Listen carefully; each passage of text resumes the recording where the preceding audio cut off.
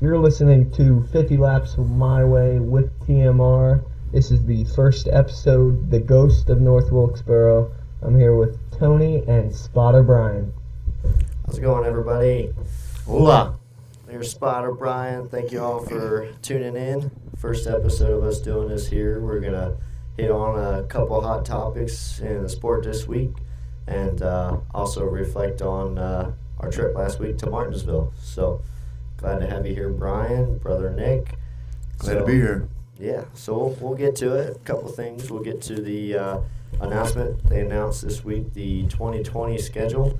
Definitely been a hot topic, so should be fun to see how that goes. And also we'll highlight how this weekend might go here in Texas. So Excited for that. I got my pick all ready to go. Oh yeah, think about your pick here, Brian. Got to put our picks in at the end of this. 10-4. So Still trying to get my headset figured out, man. yeah, turn down that echo there. There's gonna be some bloopers in this one here, guys. That's all right. We'll give it our best shot. Let's start it off here at Martinsville. So Go ahead. You want to lead us in that? yes, I'll lead All it. right. I'll lead it. I'm gonna introduce you guys to another guest, Freddie the Fuel Pump. He's the guy that ended our weekend, and he won't be here by the end of the night because we're not too happy with him. But no, so we got to Martinsville. What was that, Thursday night?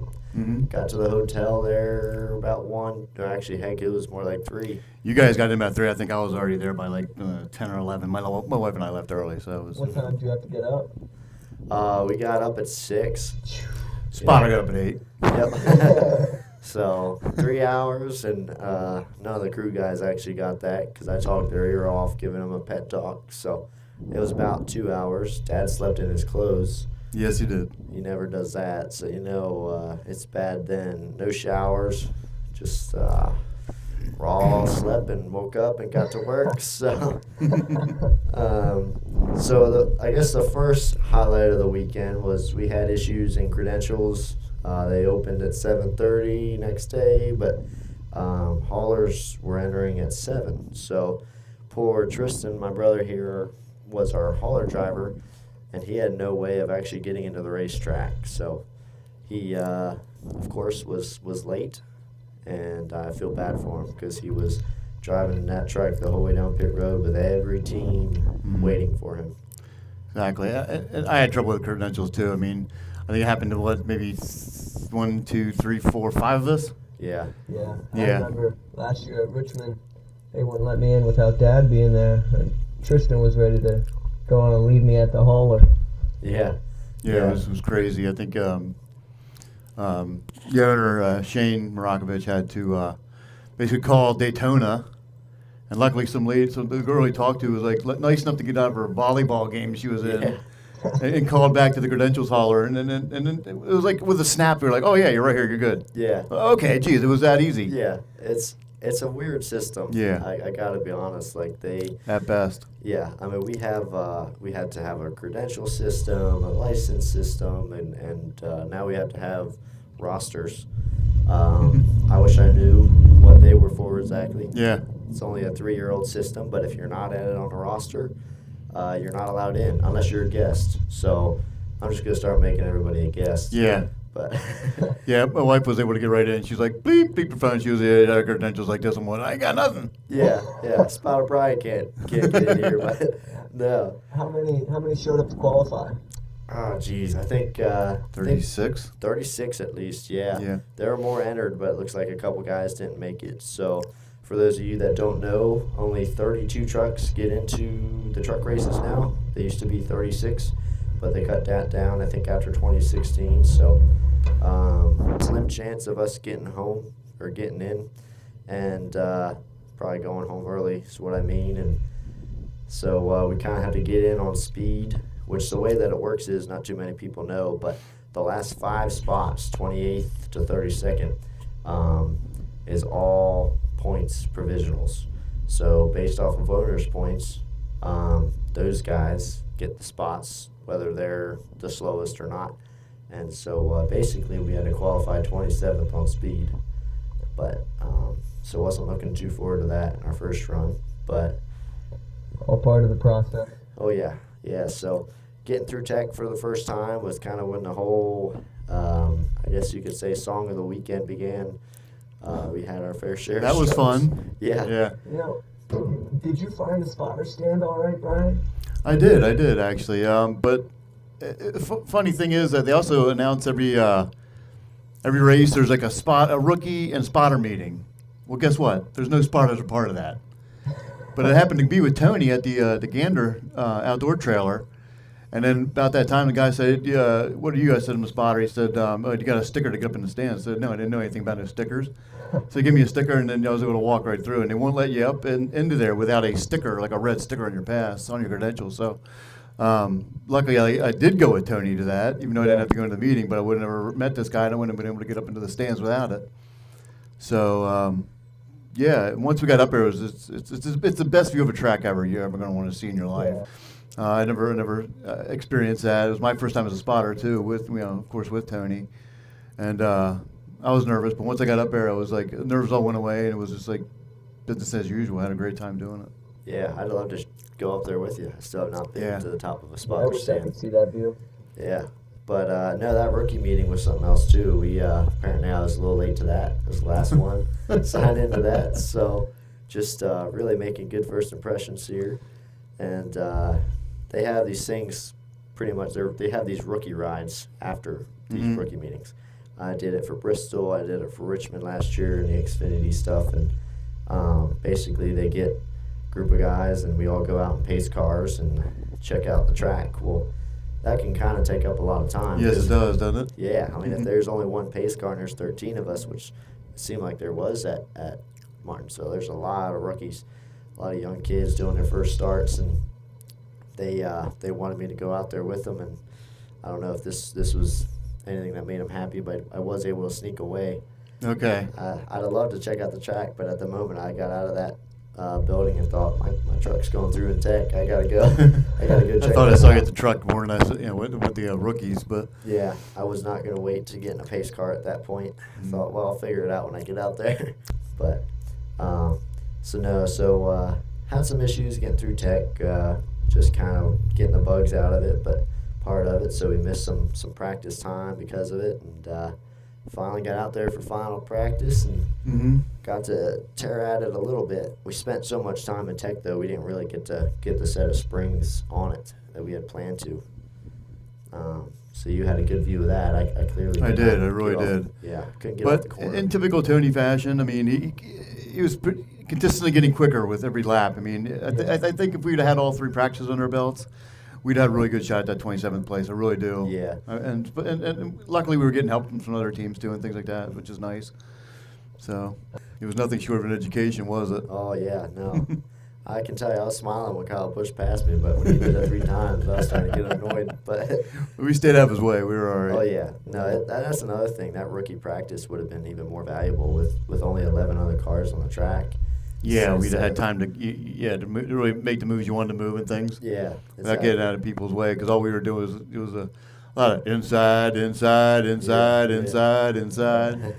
Still there. Yeah, no, we couldn't get a lap where one of the 2 corners, if we Yeah. got 1 and 2 down Yeah. alone, somebody would get us in 3 and 4. Yeah. So that was annoying. And then obviously bringing Freddie the fuel pump back up right there. I think it was a little around lap 20 is when he decided to go on us. I got some other words for freight and fuel pump, but I'm not going to say them on the radio. Yeah, yeah. It was. We almost got away with a little bit too much there. I really didn't think it was that big of a deal, but I'll be honest. We came in, checked it out, and they thought it was just a small leak, and it didn't seem like a consistent leak. So I'll be honest for the listeners here, we were going to go out and try to run it a little bit more. It wasn't like it was oil or anything like that, and Just fuel and header. just fuel on header. It was just a little smoke. It would burn off before it hit the ground, right? Truly. Yes. As long as you wouldn't pull back in our pit spot. Yes. Yeah, because that was had a little bit of puddle in it, but Yeah. The main thing was Tristan getting on the radio and mentioning it, and then I guess NASCAR heard that. And Yeah. then it wasn't a choice of ours anymore. Nope. Had to pull in after that. So sadly, couldn't get that fixed before the end of final practice. So there we have it. I think we had 24 laps of practice.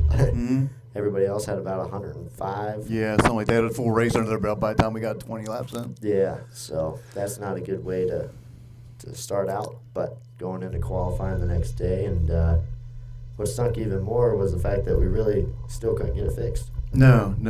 But, all that being said, I think what I witnessed from up there was the whole time was just a crew work to the very end. I mean, you guys fought to the bell rang. Yeah. And that's what you need to do every week. In the situation that we're in, small team, small budget, still looking for sponsors, still looking for good, solid people on board and things. But everybody worked their butts off, and I mean you got to commend everybody for that. Yeah. It was really a good effort. Oh yeah, for sure. No, Yeah. it was fun. I'll say that. It was pretty crazy at first, and I thought we were gonna get out there, and I was getting ready to start whipping it a little bit more. I was taking it easy because I made a mistake at Bristol last year, getting up to speed, trying to go too quick, but we were getting there. Even if you got out there, man, that group qualifying does not look fun. Yeah. No, it was packed. Yeah, it was tight to say the least. Yeah, so that's the thing. It would have been tough to make speed. We were, what was that? We were sitting there at Applebee's Friday night after all that, they kicked us out of the track. And Yeah, we were looking to get kicked out of an Applebee's too. yeah, we were on a roll that day. And now we're like, I'm thinking I'm going to have to drive an hour and a half south of Charlotte to get a fuel pump. Our truck's sitting there with no fuel pump in it. And then, I don't know if Nick actually knows about this, I'm sitting there talking to one of our crew guys, Tommy, there, and looking down at my phone, scrolling through Facebook, and I see Martinsville Speedway post a picture of everything, and I noticed our truck cover fell off. It's a live video during the hauler parade for the Cup guys, and I'm thinking our trucks are sitting there on pit road, and our cover fell off. Oh. So. Oh yeah, that's right. You guys. Yes. Did they let you back in the track to fix it? They did. A nice That's police nice. officer. Probably really, I don't know how we should have, but we honestly, if we went during the Cup parade, it was still open. Our passes would have gotten us in. So, but after we were done eating and that, heck, it was 9:30, 10 o'clock, and a couple of the boys and I drove over there, and it's all dark, and there's just a couple police officers kind of just chilling around there. And I said, you see that truck over there? I'm driving that tomorrow. The one without a cover on it? Yeah. I'm driving that, believe it or not. And I actually asked the officer, I said, there's a cover laying right next to it. I said, could you go cover that? I was like, I didn't even expect him to let me in. I was like, if you could go cover that, I'll give you the duct tape right now, just tape it on it. And he just kind of smiled. I was like, that one right there. And so he kind of walked us down, and we got to cover it and kind of just look at the fuel pump real quick and kind of see if there's any other issues with the lines, and kind of give ourselves a little mental preparation for when we get in, because had we talked to NASCAR, they might have let us stay and actually pull the thing off and really work on it, but we didn't have the new fuel pump anyhow, so it really wouldn't have done us any good at the time. So we covered it. It was pretty weird. All the boys liked it, though, being at the track pretty much alone at night with no lights on. It'd be kind of freaky, yeah. It was. All the other trucks and generators running, but it's a cool experience. Situation like that with the fuel pump, you lose sleep over that? Yeah, it was hard. Yeah, the circumstances behind it were pretty tough, but Yeah. you can see we need the experience. I mean, we got to experience those downfalls so we can learn from them and not make the same mistake twice. I mean, that's the important part. Yeah, exactly. Yeah, it was. I think we found the fuel pump at 11 that night, and we found the guy who was going to bring it, and I got to give him a shout out. PME Engines is where we get our engines from, and Dennis and Frankie down there in Concord, they have saved our butts multiple times already this year. Helped us a ton earlier in the year when we were dynoing, and two awesome guys. And he texted me, he said, I'll have one there by 8. I said, text at 9. He said, I'll be there at 7:30. So. And they worked their butts off too, trying to put it together and stuff too. Oh yeah, So we made a pretty good boo-boo. We were working on getting a new one on, and meanwhile, since we didn't have any time to work on the setup the previous day, we were I had a couple of the guys working on getting the right springs in and all that, and then the guys I had working on the fuel pump were struggling a little bit, and they pulled the new one off just to look at it again before they tried putting it on again. We managed to switch the fuel pumps, and they got the old one mixed up with the new Yeah. one.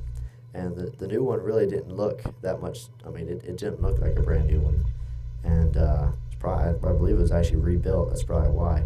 And so they spent another half hour putting on the wrong one. Mm-hmm. So that's where Dennis and Frankie from PME really came in and saved our butts. But Yeah, and that's actually probably what it cost us from getting out and qualifying, I think, is that Yeah. at the time. oh yeah, But again, lessons learned, and we won't make the same mistake twice. no, I was impressed. We got done ahead of time than I thought, but that hurt us obviously. And then some of the things in tech again that were okay Friday, and then Mm-hmm. they got Saturday that we were hoping we'd just get through on some safety things, but I get it. So that ended up, we were about 30 seconds from the gate. I had my helmet on and was getting ready to climb in the car when NASCAR official pretty much said, yeah, we're not going to get one in today, boys. But it's good. I didn't even have my radio in the car, so I wouldn't have heard you. Yeah, well, that's nice, thank you. Yeah, forgot And I had all to about fight my it. way to a spot on the rail up there, too. Those other spotters are pretty territorial about their rail space. That's So, interesting to Yeah, learn. I finally just worked my way into a little spot and said, you guys, somebody's got to give me some room here. So, Jeez. Yeah, I didn't know all that. yeah, That's it's interesting. crazy. We'll have to give you some tape to go up there. I'm gonna take some tape next time. You're right. Get up there bright and early. Jeez, that's crazy. I did not know that. Yeah. But so there you have it, folks. That's our Martinsville trip. We're working on a couple other things to make NASCAR happy, so we can get through tech better next time, and give ourselves a chance to put a lap down. So we'll see. It's still going to be hard. The Truck Series is doing really well now with car counts, and you really don't have to think about making the top 32 for speed. You got to make the top 27, as we said earlier. So those top 22 are unbeatable right now from the way I look at it. So trying to get those last couple spots, it's tough, but we'll see. We're gonna try to tame a monster here soon. Hint, hint. Yep. Can't wait. A bit view from up here should be good for that one too. Oh yeah. Oh, for sure. So into this week's updates after Martinsville. Brad Keselowski went on to win the next day, but big announcement this week was finally the 2020 schedule being announced. Big deal. We've been waiting on this one for a long time. I think some people were pretty disappointed. Yeah, some stuff doesn't make a lot of sense. Yeah. I think going to Phoenix is just not. It's not where the roots are. You know what I mean? Yeah. I would much rather follow up. I think with going. If you're going to bookend it, I would bookend it with Daytona in the beginning and Daytona at the end, or something. If you want to get rid of Miami. That's what Dale Jr. said. Yeah, I mean that'd be a better bookend for me, but. I wish we didn't run the plates there. We got to take those plates off. I mean, I do like the fact that Phoenix switched the finish line. Change true. from yeah. I think, I forget who said it. Somebody had a really good point, though, today, saying that Phoenix can't be the finale because we go there twice. And I never thought of that. But if you think about It's true. you give the guys more time to prepare. And it's like we had that Harvick dominance there for those, Mhm. what was that, 3 years? He won 5 races there, I think. Yeah. I mean, and it's just crazy, and it's that's kind of hard too. You know, Homestead was cool because it was a multi-lane track. It was the first time everybody was there, so we've had a different winter there for how many years now, and that's the kind of track you want. And people will say that Phoenix is a multi-lane or multi-groove racetrack, but I really don't see it. I don't count the dog leg because you really don't. I mean, it's great, but you really don't see that many passes actually completed. After When they drive down deep into the they, flat part of the track there. Yeah. they might gain time, but they never actually can complete a pass. I mean, you still have to do it coming out of 4 now, and going into 1, or vice versa now, whatever it is. But so I don't know. That was, I think, the biggest disappointment to people, though, which people didn't understand, and we got to get this straight, is the track contracts were not done until after 2020. So everybody, including myself, who was hoping to see a Rockingham or a Nashville on that schedule, Yeah. it was already announced previously that it can't be done that early. Disappointed for 2020. Yeah. Yes. Yeah. Gotcha. So I think we overhyped the 2020 schedule, and we really should focus more on the 2021 schedule, like we were originally. Plus, really you're not going to see those. You might not see those tracks on the Cup schedule right away. Which is fine. I'd rather see them on the Yeah. Xfinity and of course the truck schedule. Exactly. So Yeah, that's the Cup what I'm guys waiting on. have more places to run. They let them run their big tracks. Well, I'd be happy to run them bull rings and small. Exactly. Yeah. So that's kind of what I'm thinking. Let's highlight it. What's the 2020 schedule look like? I mean, other than the Phoenix finale, you got Daytona is no longer the July 4th race. They moved it to the regular season finale. You got. I don't know how I feel about that. I mean, I always like the July 4th party watching Daytona. That's part of the memories for me. I did too. I mean, it's always it's just a mainstay with us. But I guess I don't know. People make more money than we do to figure out these schedules. And Yeah, exactly. So we gotta watch. Yeah, that's a good point, and that's the thing. It's hard. You wonder sometimes because you honestly you hear fans and everybody says, well, we listen to the fans, but and I don't like to be that guy on Twitter that just is negative all the time. Like I like to see NASCAR. The fact that they change is great. Just changes, period. If they're open to do that, like it's a lot of work between working with the tracks and the TV schedules. It's not easy to make those big changes. However, I think what some people feel is, geez, if you do go through all that work, let's make sure we're right. And they might be. Like you can't we don't know. We don't know. Yeah, you shouldn't prejudge. It's hard because you get guys that say they want change, and you get guys that say they want tradition. I wanted change, but then again, I'm also the guy that liked the tradition. Yeah, one of both, but unfortunately, sometimes you can't have both. Yeah, exactly. My favorite part of the new schedule's got to be the doubleheader at Pocono, June 27th and June 28th. Yeah, that's going to be interesting. Yeah, I will. I think I'm just going to watch whoever wins day one and then see where they're at day two and see how quickly the competition catches up on them. I don't know. The That's issue actually is different to even bring that up as different. You know what I mean? Yeah. It's something we haven't seen before. we still don't know the race distances either. Big deal with the stages.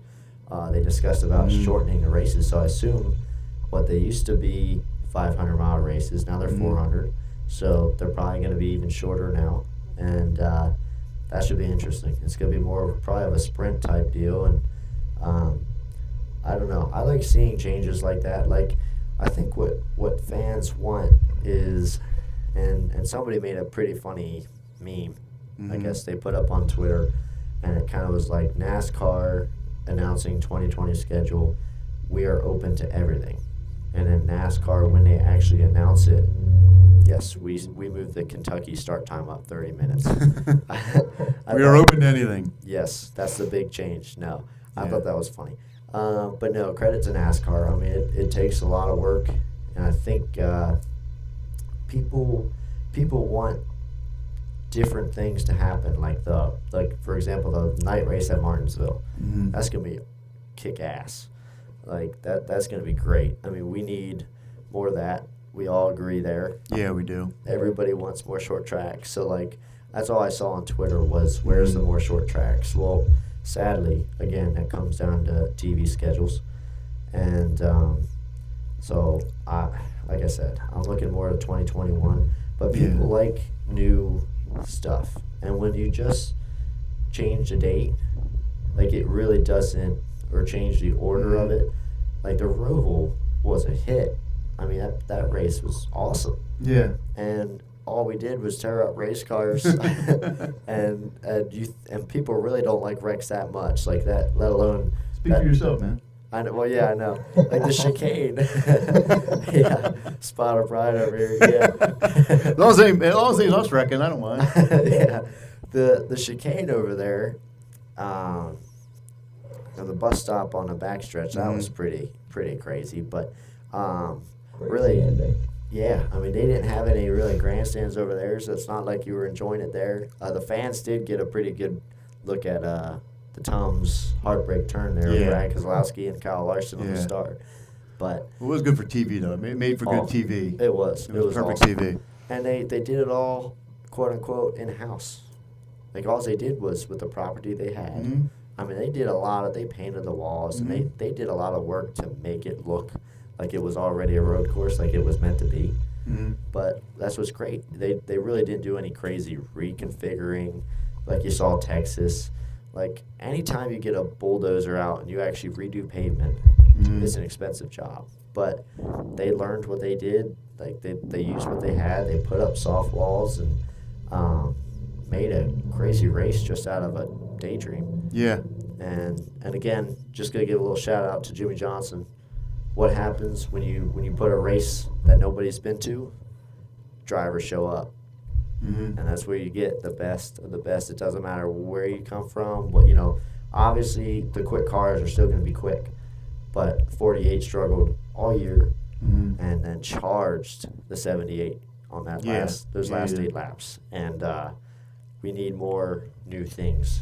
We just got to keep stuff open so we can do that. It was fun to watch, and I think I'd like to see those new things, like a different new thing every year. I wouldn't want to see the Roval more than within a year or two in a row. I think I'm good with that. Let's bring on something different at another track somewhere.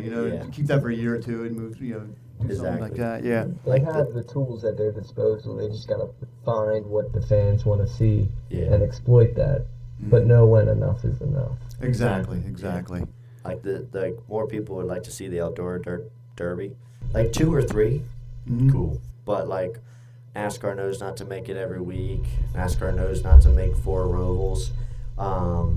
However, I kind of wish like we did make that mistake a little bit, and they kind of admitted it with the Monahas.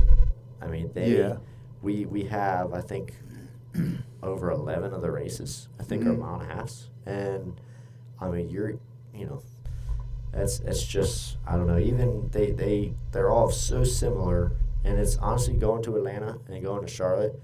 At first, I can see why they were hit because that quad oval design is great. I mean, you can't see everything, but bottom line is, and you can find video. There's video of Jeff Burton saying it in 2000. When really this was all just starting, and he didn't like it back then. Called it a cookie cutter racetrack, and it's just too fast for too tight corners to be able to have passing. They got the name, the moniker hooked to them, of cookie cutter tracks, but in reality, each one of them aged a little bit differently, I think. That's true. It made them, kind of some of them are more fun to watch than others, and the surfaces baked a little bit, and some have more dips and bumps, and just making it cool. That's interesting. Yeah, you always see like Chicagoland. That place it always has crazy racing. Yeah. Whereas Charlotte, right? Chicagoland wasn't that with the orange in the inaugural race? Yeah, they had the orange. Got loose and the orange rolled down the track. Last year they had the slide job going down with Larson, and that's a product of 2 great race cars and an old track. I mean, and I like Atlanta. Like I can't imagine. I don't want Atlanta to get repaved at all. But nobody likes to see a repave. No. I don't even think drivers like to see a repave. Definitely not. That's what I don't like about Texas this weekend is I don't. Again, I never really had an opinion on this because, like you said, I don't get paid the big bucks to do this. But I was surprised that when they reconfigured that in 2015 or 2016, that they went to go wider with less banking. I don't know. I like the old Texas. Because right now, and maybe this will change when the pavement wears on. It might just be because they repaved it. But you just can't pass. You can't be next to somebody without losing it. I mean, we saw it all year last year. Guys on restarts, I think, what was it, Christopher Bell is one of the Joe Gibbs guys wrecking on the initial start of the race last year, or at least spinning out. Yeah. He was, I think he was in the front row. But well, I just saw, I was picked up, I was watching a little qualifying, waiting for everything to start here, or practice rather for Xfinity.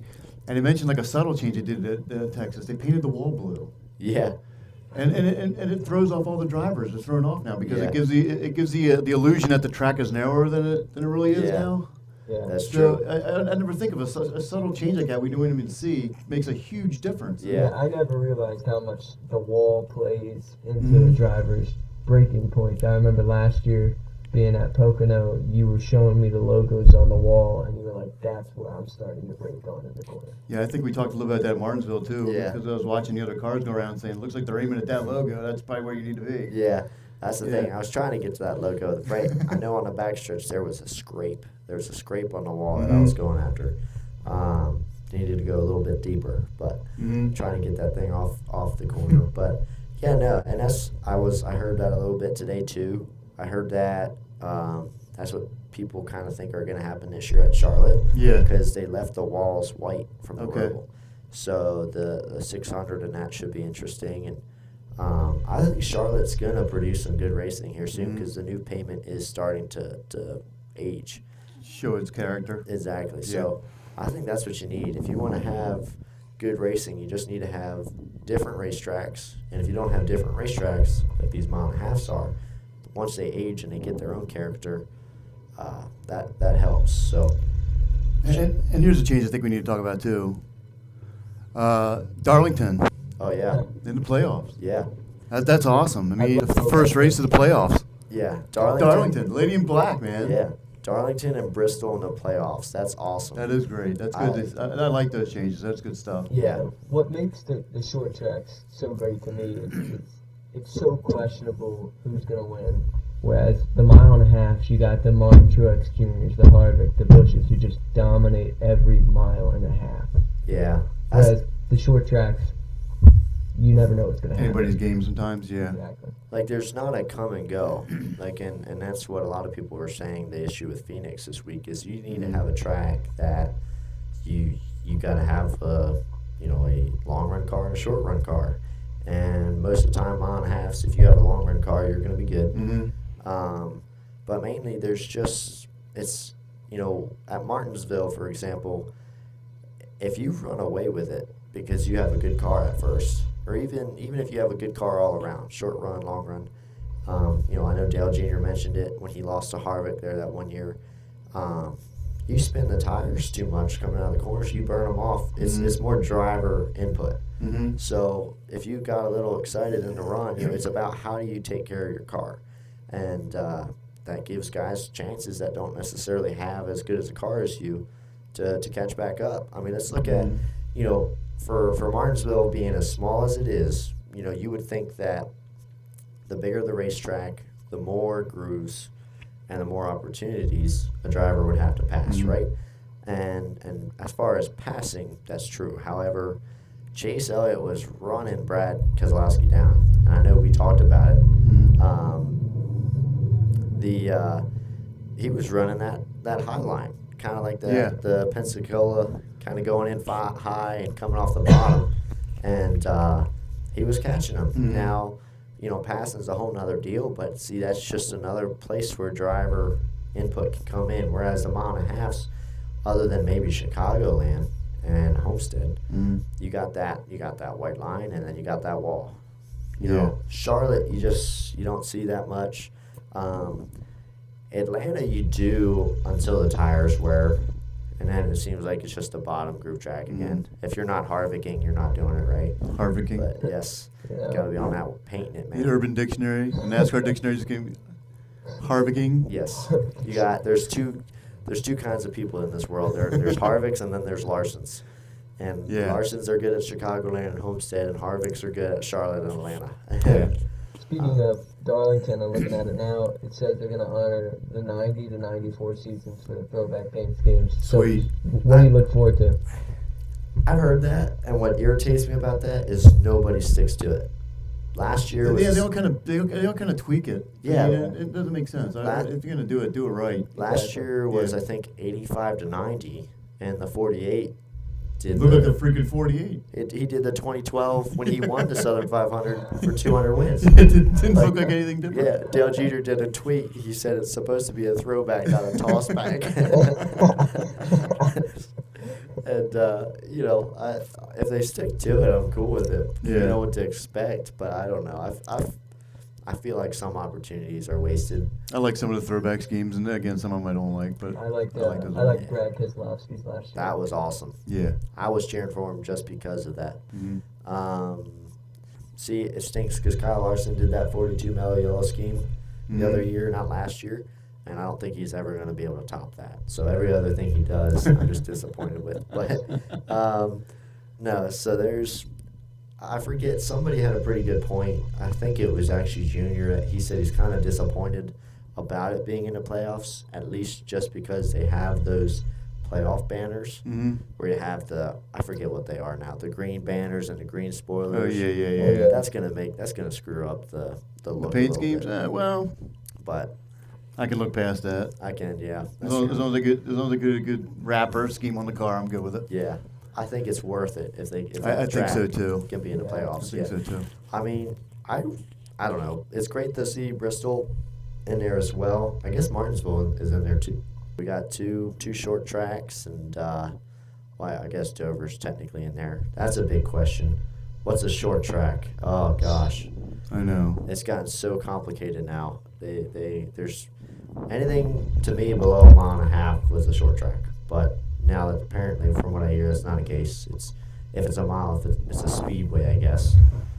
See, yeah, the Monster Mile, man. I don't know. I don't know what New Hampshire is. The Magic I'm not Mile. sure if it's called Dover Speedway or Yeah. I always felt like it was a short track. It's Mhm. not really a short track for like trucks and that, but for Cup guys. So no, that should be exciting. I don't know. I always felt like as far as the finale goes, man, we need to go back to our roots. I'd rather see it on a short track. I mean, people would say it's too rough in that, but I don't know. Maybe going into turn 3 at Bristol and you got championship drivers 1 and 2, and 2 just boots 1.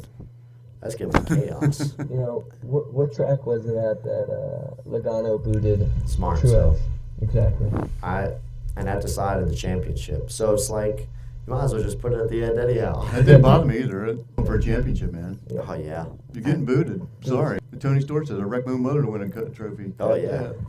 Yeah. No, that's what's that?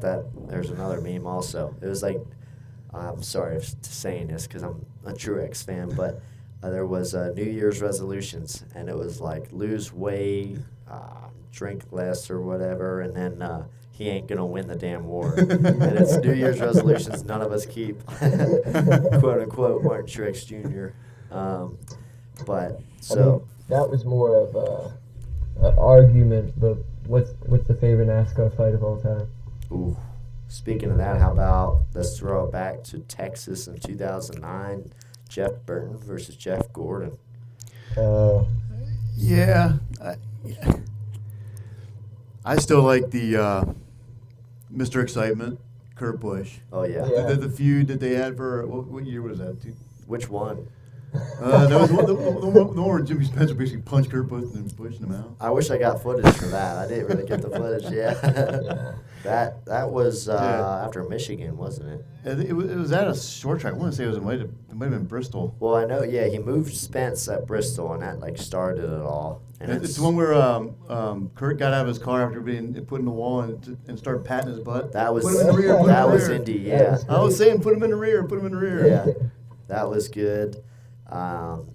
That's the thing. Like you gotta classify what's a fight nowadays. Exactly. Exactly. You know?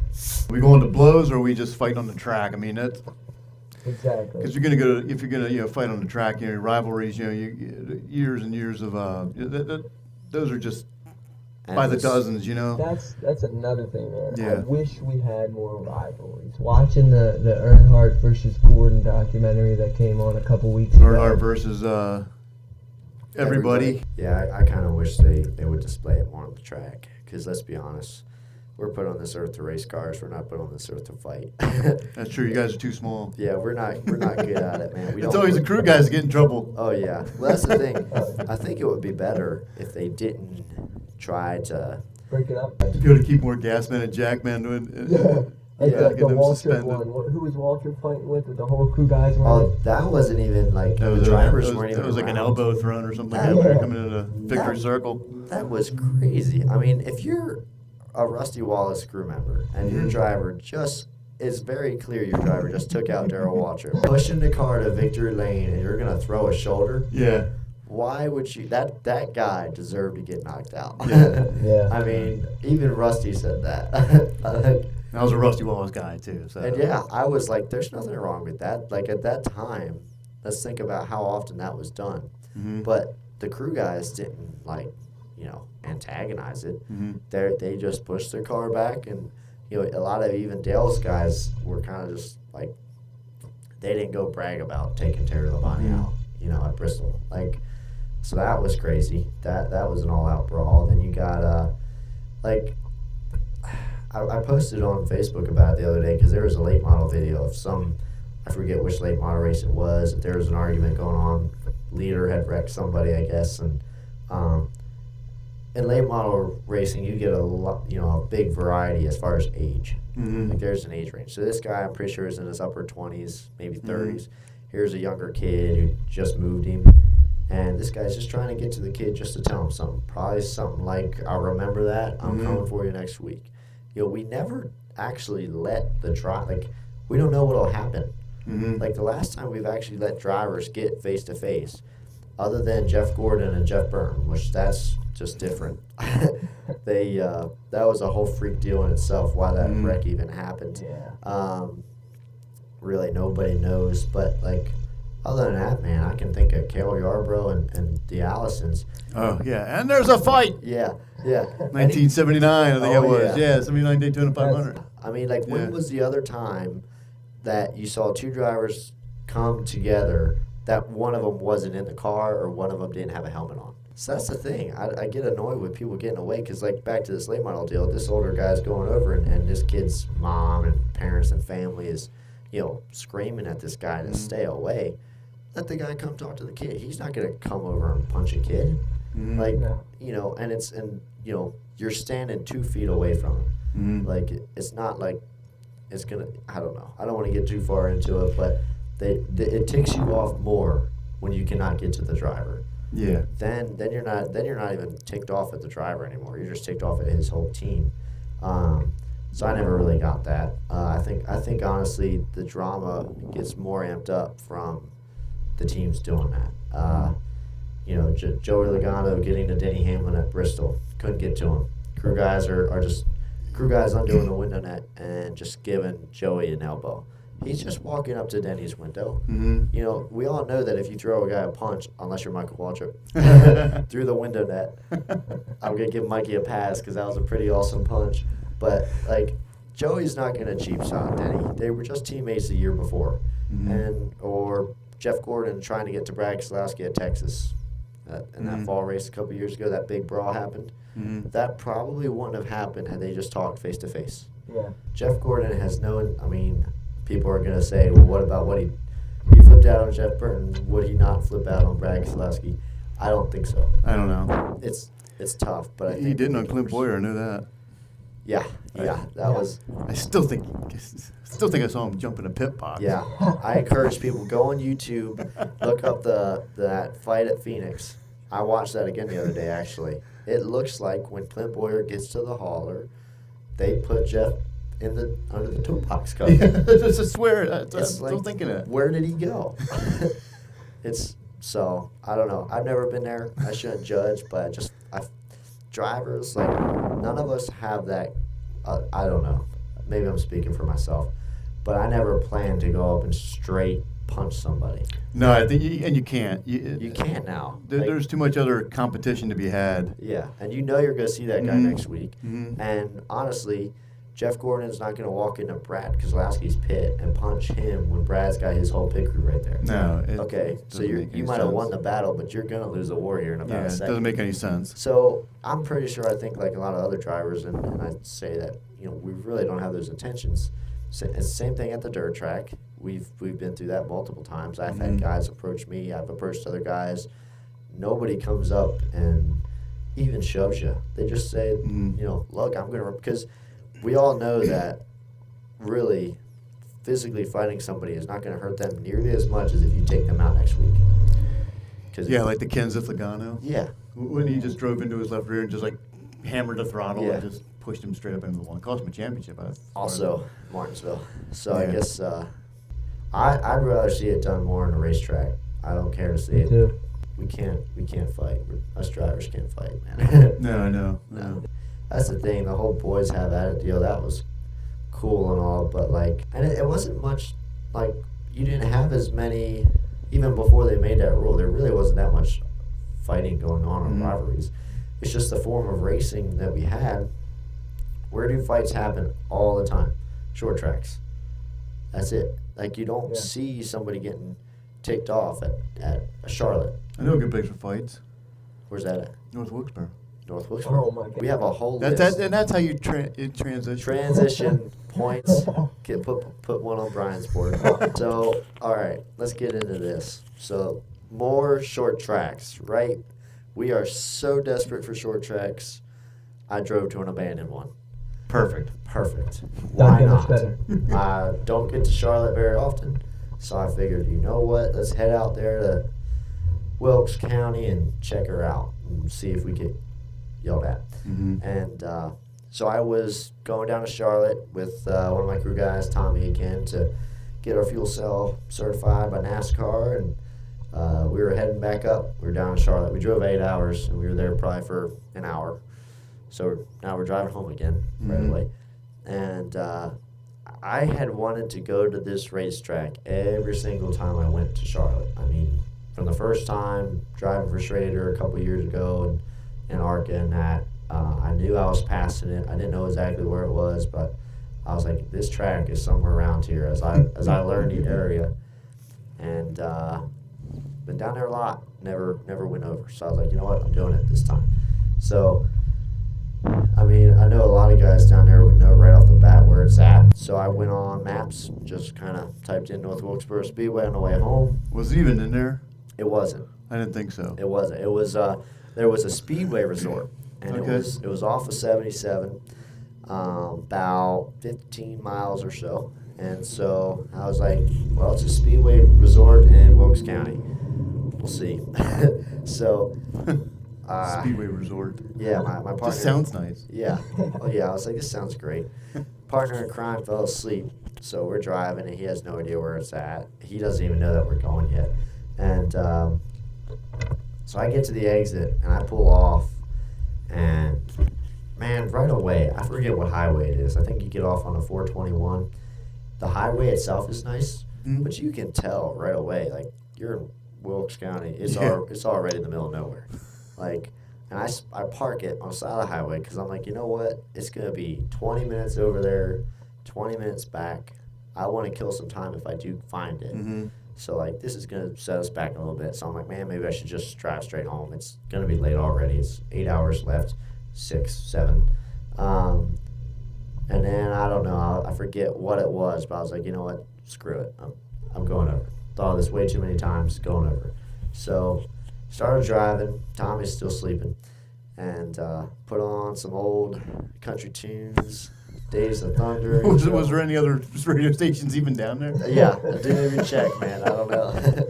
So, like I said, it does not take long that you, and some people probably laugh if they hear this because it's so normal to them. Mm-hmm. Like they know right where I'm talking, and to them it's probably not the middle of nowhere. But man, to me it was. Here in Lancaster County, you can get far out, you know. But we're down there, and we get off the highway, and now we get onto this back road, man, and you're in the hills, and you're going, getting skinny sometimes. You're not really seeing anybody, and I'm still thinking, man, I have no idea if I'm even heading to where it's at. There's a kid playing a banjo alongside the road. Yes, it's a good thing nobody was around because I about parked the truck multiple times because I had thought I found the Days of Thunder barn. Like, there were so many. They all look the same. All these barns look alike. Yeah, there were so many old wooden barns that looked like they were about to tumble. Then they had a ramp going up to them. Well, sadly not. That's what made me think, okay, that's not it. But I had hit the brake so many times because I wanted to take pictures. I thought, man, it could very well be right here. And so then we're getting through the trees, and then I see, and I still have it on, the Tyson pylon like scoreboard. Okay. Center of the racetrack. Mm-hmm. I'm like, I'm on this road, and like it's in the woods, and I'm like, there's no way that's the racetrack. And we're getting closer and closer, and then I see it, and I'm like, oh crap, we're here. I never saw the resort, so I don't know exactly if there was a resort. What that was. Maybe there was, I guess, but it wasn't. Yeah, it ain't there now.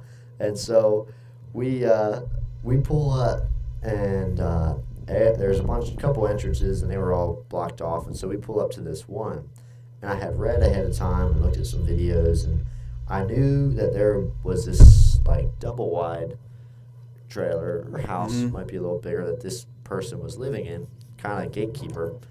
And I guess the actual owner hasn't been there in a while, or I don't know how often he's there. But so I kind of expected it. So I was like, I'm going to go knock on this guy's door, just tell him I'm a fan, tell him, I'm racing, and if he has the time of day, if he could show me around. I know probably wasn't safe because I was reading things that they weren't even wanting people to come just because of the safety itself.